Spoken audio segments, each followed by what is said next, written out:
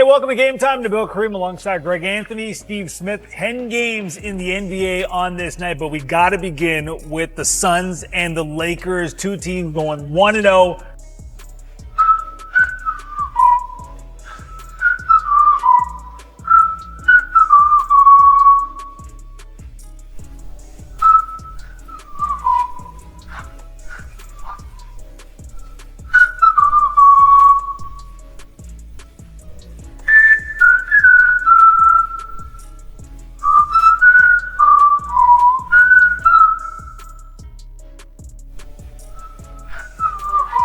At bucket, Phoenix was up 61-52 at the break. LA fans reacting to Freddie Freeman and that walk-off in the World Series Grand Slam. I know GA liked that. As the Lakers improved to 2-0, 123-116 the final. So Anthony Davis now 71 points over his first two games. Here he is after the win. Why has he been so dominant, GA? Yeah, the activity level. This is a guy from a baseball terminology. He's a 5'2". He does everything on the rim, both ends of the floor. And because of his versatility, he can attack bigs off the cover there. And he's just, again, the overall versatility. Sets the screen. You can give him ISOs. He can post up. He's also attacking. He is on both sides of the floor. And I don't care what anybody says. He's the best defensive player in the NBA, and it's really not even close. What'd you notice about Austin Reeves?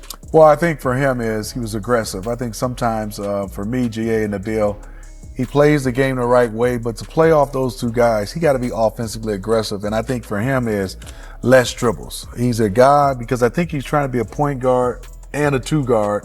With D'Angelo, those two guys, he has to be a catch and shoot, 1-2 pull up. Yes, make plays, but I thought tonight he was hunting his shots, and that's what I think he has to be, more offensive-minded, more looking to score versus a point guard. Great start for JJ Redick, first Lakers coach to win his first two games with the franchise since Phil Jackson back in 1999. Saturday, NBA TV, we got a triple header for you, and it's a great slate, starting with the Clippers and Nuggets at 5 Eastern, followed by the Magic and Grizzlies at 8, and then the Kings and those Lakers at 10:30.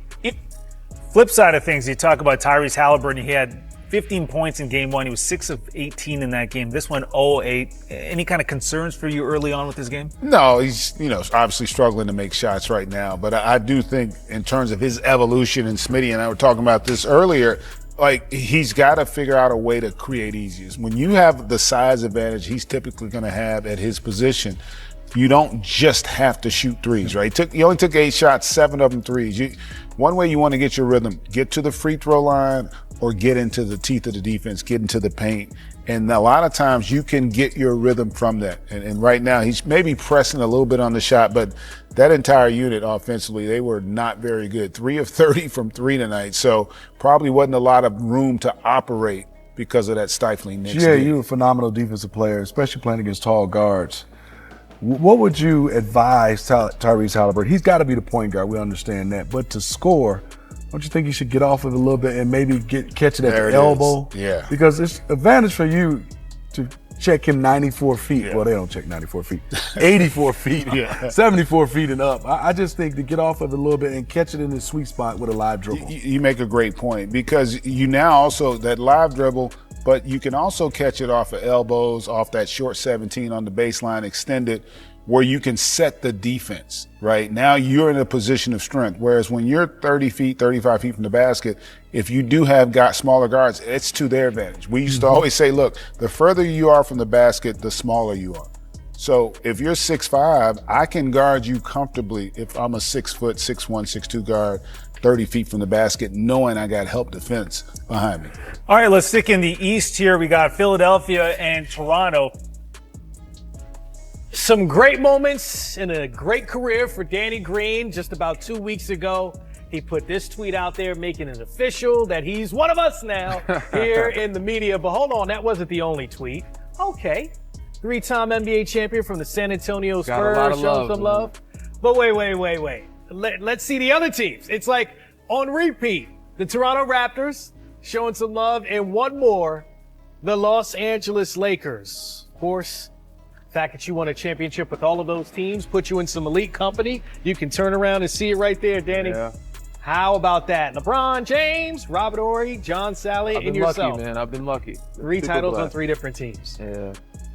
I thought I was watching the wrong highlight at first. They started showing you They're making showing them dunks, right? I them thought I was going to dunks. see all They're 3. showing all of the Like, players man, that don't Danny dunking identify on me. people like that. And we Not should my throw a little identity. more respect on it. Also, national champion in college, right? I had a great group of people from the start, man.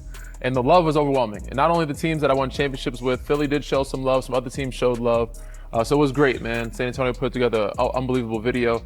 So it was just an overwhelming time of love from all the people and groups that I've played with. Sam, I mean, as a hard-nosed player and coach, that kind of player that Danny was, right? There's a reason, like he's even humble now talking about the championships. There's a reason that teams that are close to winning and contending want a player like that. Well, Dan, I want to ask you this. In your career being a role player, and we hear Kenny Smith talk about come playoff time, those role players, who can they be to step up? Did you ever think about when you were playing in those finals, knowing what you with LeBron and with these great superstars that everybody focused on, did you feel a little bit of internal pressure because you knew you were going to be open and going to get some good looks those nights? As I got older, I did. When I was young, I was fearless and just not knowing what was going on. I think Pop did a great job in the coaching staff of not letting the moment, make me feel, too much pressure. So I was just so focused on beating the opponent, so focused on doing my job and not letting my teammates down. But as it became a household name, the pressure, like, Danny Green has got to be the guy to step up now. So there's a little bit more pressure then. And when LeBron passes you the ball, you better make a shot. So yeah, just ultimately, naturally, with human nature, you playing with certain guys, that pressure is just there, So, but you get used to it. You have fun with it. You enjoy it. You embrace the moment. So I've had a great group of people that I've been with over the years, and they made it easy for me with not being feel pressure on. One other question. Being a three-point shooter, and you just said it, playing with guys like LeBron, knowing that your number one thing was to do was keep the full space, did you think about those nights where you were struggling? Did you ever hesitate to shoot? Because you're not going to make every shot every night. Yes, and that's why, as old guys, when you get older, you can say, I wish I knew what I knew now when I was younger.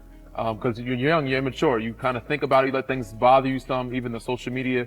It'll take you off your game some. So yeah, there was times where I hesitated. I let the moment kind of get the best of me. What I know now, I would be like Clay. I wouldn't care about the last miss. I would just keep shooting. And that's why Clay is one of the greatest. Steph is one of the greatest. They don't care how many they miss, and they won't let it affect their game. So I learned that later on in life, but by that time, I'm gonna say it was too late, but I wish I could have known it earlier. How about this, right? When I go back and I look at the finals with the Spurs, and we get into that finals, we're like, hold on.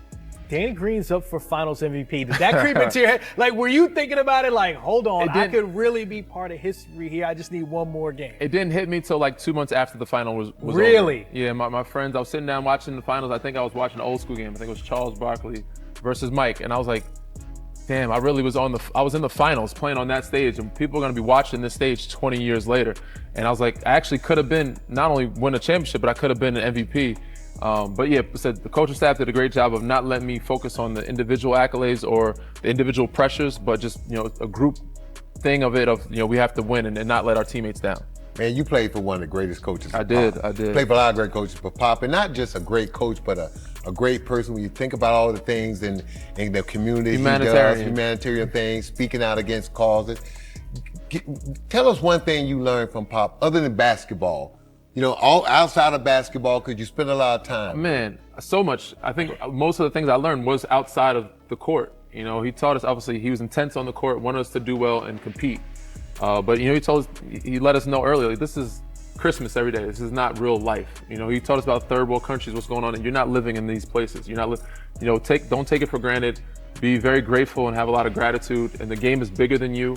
And you owe it to yourself, your teammates, and your family, to conduct yourself in a certain way, and to never take this opportunity and these opportunities that we have with our groups for granted. So we try to take advantage every year that we had. Timmy, Tony, and Manu, we didn't know. Each year it was like they might retire. So it was like, take advantage. We don't know if we'll keep this group together or have them again next year. All right, how about this one? You won a championship with Kawhi, right? You won one with Tim Duncan. You won one with LeBron. Mm-hmm. Easiest teammate to play with as far as you getting those open shots? Man, that's tough to say. That's tough to say because I play with a lot of greats, man. The list goes on from Bron, AD, to Kawhi, to Tony, to Timmy. I think, honestly, because I was young and the scout report wasn't out just yet, I would say Timmy setting the screens and Tony, because Tony was MVP caliber. He was an MVP race, and they had to, crowd the paint. He put so much pressure on the paint with his transition and his speed that it allowed me to be on the perimeter, be wide open. So Timmy and Tony were the start of my career and helped me. So those guys got me open the most, I would say. What do you tell young players that's coming into the league today? Because you've played a long time, man. You played, won championships, played with a lot of teams. What do you tell young players today about finding their niche so they can have longevity in this league? The details. The details matter. They're very important. I made my career on them. And you can be a great player and have a long career. Just finding who you are, knowing who you are. That comes with being a high IQ player. You don't have to be the best at everything. You don't have to work on your bag and do everything. Find two really good things and be great at them and make them your staple and be a professional. Be early, leave late, focus on the details, and let the organization know that you're professional and be great at those two good things. It sounds like all things that'll work well in broadcasting. Obviously, hopefully. You've been doing this for a few I've been doing years okay, already, man. right? I'm trying to get better. I'm learning. I'm getting more comfortable behind the camera. I'm not as good as you guys yet, but I'm trying to get there. What's the best part of this for you? I get to spend more time at home with the family. The little one, I can still stay around the game, watch the games. I could critique it behind a desk and not, have to push back from players or coaches. But ultimately, I get to spend more family time with my family. Time for you to be on the spot. Rite of passage here. Got to get a bucket. Got to get a bucket. Can you do it with a suit on? And the suit, Hey, Sam, you'll teach them. You'll teach them. it's so tight, man. The suit It is is. tight. I gotta take Everyone thinks it's easy Hey, to we get need them buckets old with the school suit Michael on. Jordan suits where we used to wear those It's hard. big You old can't lift suits. your arms, man. Saturday on NBA TV. LeBron was selected by the Cleveland Cavaliers as the first pick in the NBA draft in 2003 at just 18 years old. From an early age, he was considered a prodigy and was nicknamed King James. In his first game, he scored 25 points, impressing the world. LeBron has won 4 NBA titles, 2 with the Miami Heat, 2012 and 2013, 1 with the Cleveland Cavaliers, 2016, and 1 with the Los Angeles Lakers, 2020. His achievement with the Cavaliers is especially historic, as he brought the first title to the city of Cleveland and was also named the MVP of the finals. LeBron is an influential social activist and philanthropist. In 2018, he founded the I Promise School in Akron, Ohio, his hometown. The school provides academic and social support to low-income students and families, in addition to guaranteeing college scholarships. He is the only player in NBA history to record more than 38,000 points, 10,000 rebounds, and 10,000 assists in his career. In 2023, LeBron broke Kareem Abdul-Jabbar's record as the NBA's all-time leading scorer, cementing his place among the greatest. In addition to being an athlete, LeBron invests in entertainment and business. He appeared in Space Jam, A New Legacy, and has a stake in Liverpool FC. LeBron is also one of the highest-paid athletes in the world, with investments in companies such as Blaze Pizza and his own production company, Spring Hill Company. Thanks for watching. Don't forget to leave a like, hugs, and see you next time.